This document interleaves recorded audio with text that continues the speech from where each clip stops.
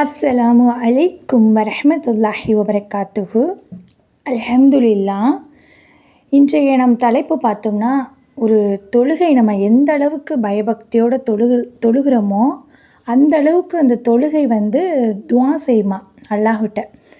எப்படின்னா துஆ செய்யுது அப்படின்னா, ஒருவர் தொழுகையை அந்தந்த நேரத்தில் நன்றாக உழு செய்து பயபக்தியோட அந்த ருக்குவும் சரி சுஜுது எல்லாமே நல்ல முறையில் தொழுகிறாங்க, நிறைவேற்றிட்டாங்க அப்படின்னா, அந்த தொழுகை பிரகாசிக்கும் ஒளியாக மாறி அது எப்படின்னா ஒரு உயர்ந்து, சரிங்களா, நீ என்னை பாதுகாத்தது போல் அல்லாஹ் உன்னை பாதுகாப்பானாக என்று அவருக்காக என்ன செய்யுமா, துஆ செய்யுமா. அப்போது இதற்கு மாறாக நம்ம பார்த்தோம்னா, ஒருவர் தொழுகையை நேர தவறி நன்றாக அந்த உழு செய்யாமல், இப்போ பயபக்தி இல்லாமல் சரி நம்ம தொழுகிறோம் அப்படின்னு பேருக்குன்னு தொழுகிறாங்க இல்லையா, ருக்கு சஜ்தா செய்கிறாங்க. இப்போ நல்ல முறையில் அவங்க நிறைவேற்றாமல் தொழுதாங்கன்னா அந்த தொழுகை எப்படின்னா கருத்து போய் ஒரு விகாரமாக மாறிடுமா.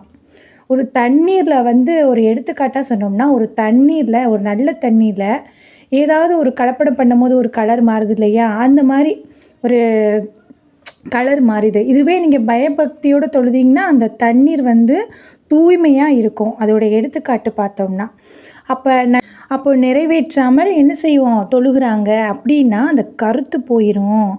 நீ என்னை வீணாக்கியது போல் அல்லாஹுக்கு உன்னை வீணாக்குவனாக அந்த தொழுகை என்ன செய்யுமா, பத்வா செய்யுமா.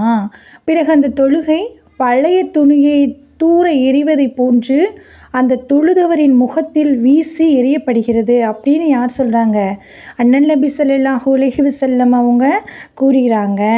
அறிவித்தவர் யார், ஹஜ்ரத் அனஸ் ரலியல்லாஹு அன்ஹு. நூல் பார்த்திங்கன்னா தப்ரானி. இன்ஷா அல்லாஹ் நபி ஸல்லல்லாஹு அலைஹி வஸல்லம் அப்படின்னு யார் சொன்னாலும் கேட்டாலும் நம்ம திரும்ப அதுக்கு பதில் நபி ஸல்லல்லாஹு அலைஹி வஸல்லம் அப்படின்னு நம்ம சொல்லணும். இன்ஷா அல்லாஹ் அதை கடைபிடிப்பாமாக. இதோடைய விளக்கத்தை நெக்ஸ்ட் வீடியோவில் நான் உங்களுக்கு சொல்கிறேன் இன்ஷா அல்லாஹ். அஸ்ஸலாமு அலைக்கும் வரஹ்மத்துல்லாஹி வபரகாத்துஹு.